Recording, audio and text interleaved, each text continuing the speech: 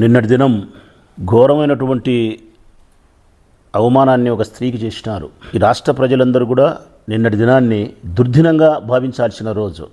తెలుగు రాష్ట్రాలలో కానీ భారతదేశంలో కానీ అత్యంత గౌరవంగా మనం తీసుకునే అంశం స్త్రీలను గౌరవించడం.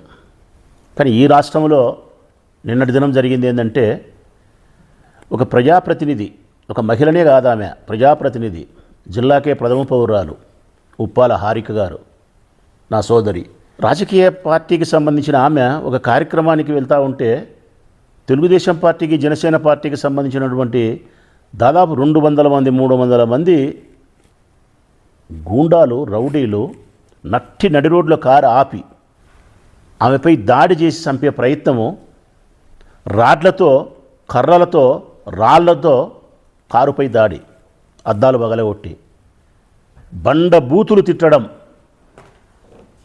అసహ్యకరమైన అసభ్యకరమైన మాటలు. ఆ పాప నా చెల్లెలతో సమానం కాబట్టి ఆ విధవ మాటలను ప్రస్తావించలేకపోతా ఉన్నా. అంత ఘోరమైన భాషను, అంత నీచమైన పదజాలంతో ఒక స్త్రీని అగౌరవపరచడం అంటే ఇంతకంటే అన్యాయము, ఇంతకంటే దుర్మార్గము, ఇంతకంటే నీచము ఏది ఉండదు. రాజకీయ పార్టీలకు సంబంధించిన మన రాజకీయ ప్రత్యర్థుల ఇళ్లలో ఉండే మహిళల పట్ల కూడా జరగకూడదు.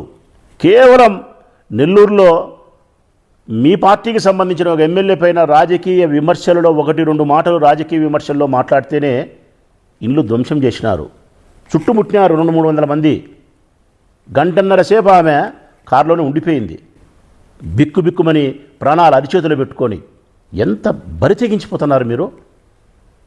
సంవత్సర కాలమైంది, మీరు సాధించింది ఏంది ఈ సంవత్సర కాలంలో? ఈ ప్రభుత్వం, చంద్రబాబు నాయుడు ప్రభుత్వం ఏర్పడిన తర్వాత మీరు సాధించింది ఏంటంటే, 10 లేచిరా నుంచి అప్పులు చేయడం, 10 లేచిరా నుంచి ప్రజలకు అబద్ధాలు చెప్పడం, 10 లేచిరా నుంచి వైఎస్ఆర్ కాంగ్రెస్ పార్టీ వాళ్ళపైన దాడులు, అవమానాలు, జైళ్ళు, కేసులు. ఇంతకు తప్ప మీరు ప్రజలకు ఉపయోగపడి ఏమన్నా ఒక్కటి చేసినారా?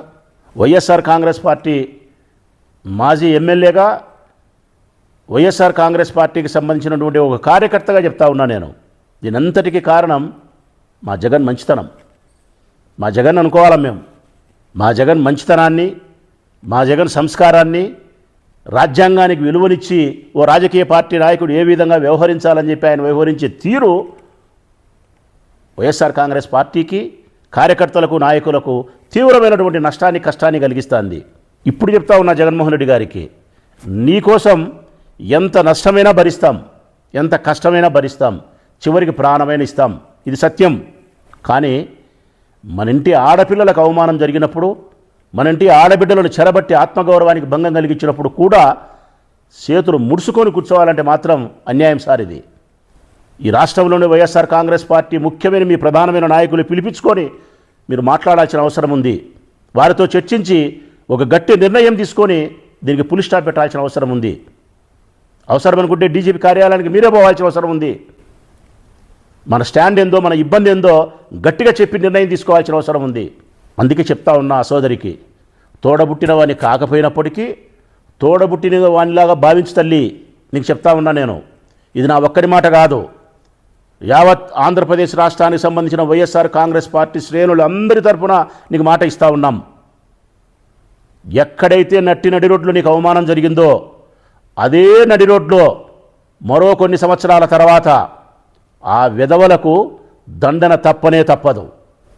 ఏ పోలీసులైతే ప్రేక్షక పాత్ర వహించినారో అదే పోలీసుల చేతనే, అదే నడి రోడ్లో, అదే స్థానంలోనే ఆ విధవలకు బట్టలు ఊడదీసి నిలబెట్టే రోజు ఒకరోజు వచ్చి తీరుతుంది. నీకు వైఎస్ఆర్ కాంగ్రెస్ పార్టీ యావత్తు మాట ఇస్తాను తల్లి. జగన్మోహన్ రెడ్డి గారికి స్పష్టంగా చెప్తా ఉన్నాం, మీరు నిర్ణయం తీసుకోవాలి సార్ మీరు. లేకపోతే వైఎస్ఆర్ కాంగ్రెస్ పార్టీ తీవ్రమైనటువంటి అవమానాలకు గురి కావాల్సిన పరిస్థితి ఏర్పడుతుంది. మీరు మంచితనాన్ని, మీ సంస్కారాన్ని కాసింతసేపు పక్కన పెట్టి ఆడబిడ్డల గురించి ఆలోచించమని చెప్పి విజ్ఞప్తి చేస్తూ ఉన్నా.